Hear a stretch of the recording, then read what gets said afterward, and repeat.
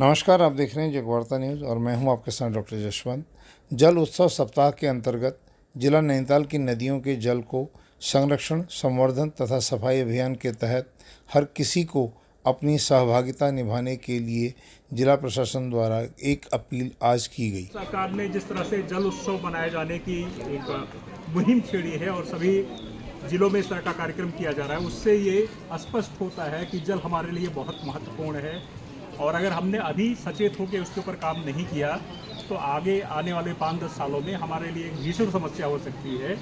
इतने ग्लेशियर, इतनी नदियाँ होने के बावजूद, इतने पहाड़ होने के बावजूद भी हम लोग जल संकट से जूझ सकते हैं। तो आवश्यकता इस बात की है कि हर व्यक्ति अपना कर्तव्य और अपना अधिकार पहचाने और जल संरक्षण के ऊपर लगातार कार्य करे।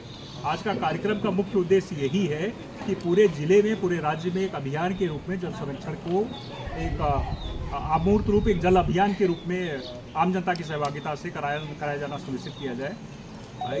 इसी क्रम में नैनीताल जनपद के समस्त ब्लॉकों में यह कार्यक्रम चल रहा है। शिप्रा नदी में एक विशेष अभियान के रूप में 18 स्थानों पर यह कार्यक्रम संचालित किया जा रहा है और इसमें जब तक आपकी सहभागिता नहीं होगी तब तक हम लोग अपने उद्देश्य को प्राप्त नहीं कर पाएंगे। विगत कुछ सालों में हर चीज़ हम लोग सरकार के ऊपर निर्भर कर गए हैं, लेकिन ये मूलभूत समस्या हम सबकी है। जल सभी के लिए आवश्यक है, चाहे वो सरकारी अधिकारी कर्मचारी हो या आम जनता हो। इसीलिए जल संरक्षण के बारे में लगातार जो प्रयास उत्तराखंड सरकार द्वारा किया जा रहा है, इसमें आपकी सहभागिता आवश्यक है। बिना आपकी सहभागिता के हम लोग इस उद्देश्य को प्राप्त नहीं कर सकते।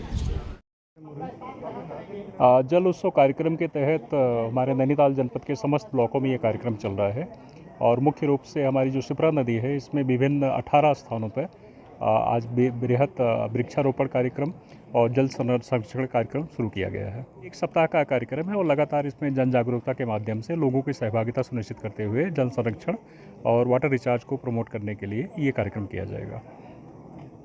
चलता है किसी चीज़ की उपयोगिता क्या है, किसी चीज़ का महत्व क्या है। तो जल भी हमारे पास पर्याप्त है और इसीलिए हमारे सड़क पानी से भरी रहें।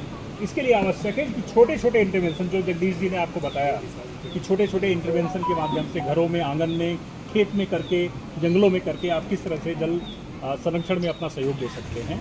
और